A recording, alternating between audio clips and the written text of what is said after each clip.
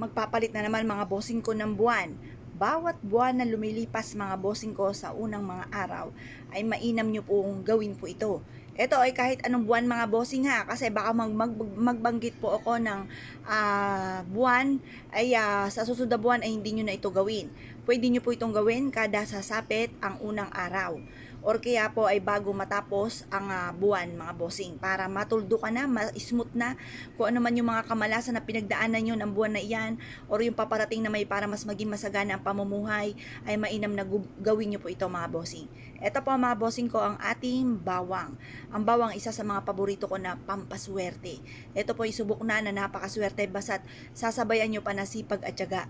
Kasi mga bossing, kung gagawa tayo ng ganito at tayo po yung magpapaupo-upo lamang, ay wala po swerte ang darating. Kailangan po mga bossing ko, tayo po ay kakayod. Kailangan sipag at tiyaga, double time sa pagkayod mga bossing. Ngayon po mga bossing, gagawin nyo po ay ganire. Kumuha po kayo ng bawang, kahit gaano kadami, ay kung marami, ay di dami-damihan nyo na mga bossing. Ngayon po mga bossing, kailangan po mga bossing ko ay makapaghimay ka.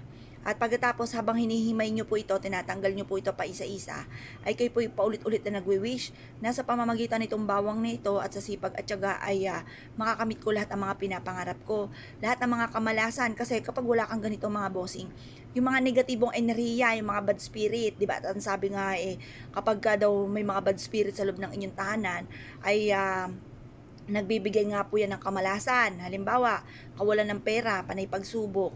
Kaya mas mainam meron kayong bawang mga bossing. Ngayon po mga bossing, kaya ang gagawin po ninyo, magwi-wish po kayo na mula sa inyong pong puso. Sabihin nyo po lahat ang nais po ninyo. Sabihin nyo po sa pamamagitan nito ay magtutuloy-tuloy na ang pasok ng swerte at kailanman hindi na kayo mamumblema sa pera. Or kaya po mga bossing ko, sabihin nyo sa pamamagitan nito ay matatapoy na ang mga bad spirit.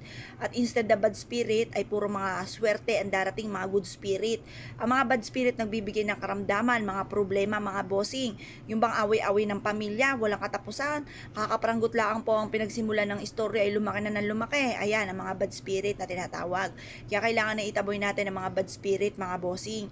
Ngayon pa mga bossing, di ba minsan, mapapasin ninyo na parang lagi na lang may pagtatalo or yung mga simpleng pagsandok lang ng kanin ay nag-away na hanggang sa lumaki na lumaki. Meron akong kakilala mga gayaan ng istorya. Ngayon pa may mga bad spirit po dyan na parang ang gusto ay mag-away-away, kaya kailangan alisin nyo po yan mga bossing. Or kaya po mga bossing ko, Diyos ko po pagod na pagod ka na mga bossing, madaling araw pa lang ay gising na, tapos konti lang ang tulog. Pagkatapos sa isang kembot lamang ay ubos ka agad ang pera na para bang may buhayan na kinakain ang pera mga bossing. Kaya mas na meron kayong ganito dahil may mga bad spirit po dyan sa inyo. Itaboy nyo po yan, kailangan ay lagi maimis ang inyong tahanan. Kailangan maaliwalas, yung tipo makakapagpahinga ka ng ayos. Kapag po dyan madumi, nako mga bossing, instead na swerte ang pumasok, panay negatibo ang papasok po dyan. Ngayon po mga bossing, mainam na subukan nyo po ito at huwag ka na po magpatumpik-tumpik pa. Proven po ito na napakaswerte, basta't ikaw ay may 100% na paniniwala sa mga gatong mga pamamaraan. Ngayon po mga bossing, ang gawin nyo po sa mga ganyang sitwasyon, maglaan kayo ng isang mangkukan na bawang or maghimay-himay po kayo. At pagkatapos po nito mga bossing ko, ilagyan nyo ito ng tubig. 1 linggo na nakababad po yan dyan or nakita nyo na may sibol na, okay na po yan. Maglaan ka po ng 1 paso na may matabang lupa. At pagkatapos ay ibaon nyo po yung bawang na may mga sibol. Gawin nyo ang pagtatanim ay sa umaga at mapapasin nyo po yan. Instead na kayo minamalas ay puro swerte naman ang darating po sa inyo. Positive lamang ha, habang ginagawa nyo po ito ay kayo po ay paulit-ulit na nagwi-wish na kayo magiging matagumpay at mawawala ng mga kamalasan yung pinagdadaanan. Proven po ito na napakaswerte. Ngayon po mga bossing, kung kayo po naniniwala ay siya mga bossing, good luck po sa inyo po lahat.